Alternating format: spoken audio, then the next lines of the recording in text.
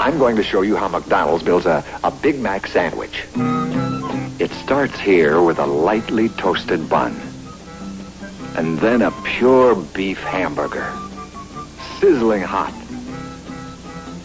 a slice of cheddar blend cheese, and some crisp, fresh lettuce.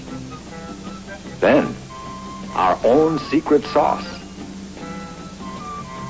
The club slice, toasted, another hamburger, and a little more sauce just for good flavor, crisp dill pickles, and the sesame seed crown.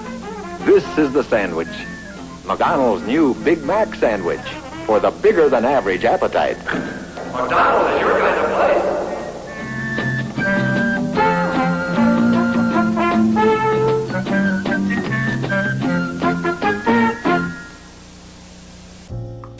McDonald's is one of the largest American fast food chain in the world. The company began in 1940 as a barbecue restaurant opened by Richard and Maurice McDonald. In 1953, Ray Kroc, an entrepreneur and also a milkshake mixer salesman, joined the company as a franchise agent for the brothers. In 1955, Kroc purchased the chain from the McDonald's brothers and eventually the full operation rights in 1961 for $2.7 billion. Since then, the chain continued to expand domestically and internationally. Today, McDonald's restaurants can be found in 120 countries and territories around the world. Approximately, McDonald's serves 68 million customers a day, operating 36,000 restaurants worldwide and employing more than 375,000 employees, with 5,000 company-owned locations and over 31,000 locations worldwide.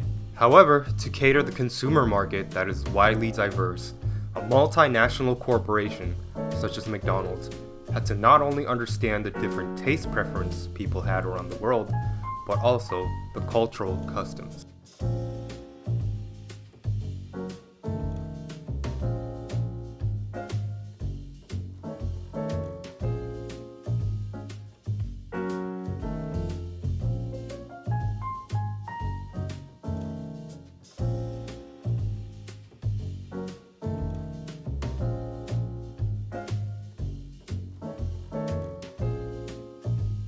According to studies by Ellen Burschett, Elaine Walster, and Don Byron, they found that people are attracted to others that share similar characteristics.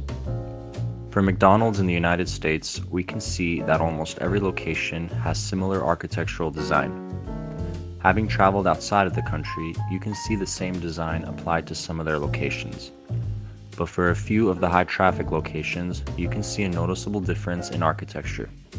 This gives the local people a sense of home food rather than it being another foreign fast food chain that has found their way into their culture. By blending in with the cultural environment, people will see the brand as a familiar location.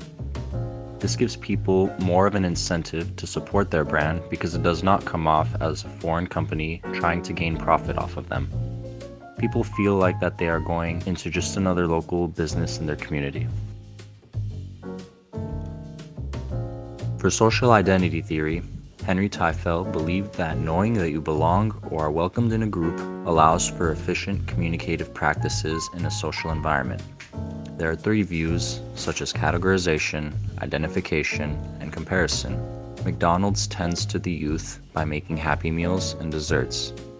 They favor to family by making breakfast items and good deals, and the working class with coffee and the quick grab-and-go aspect.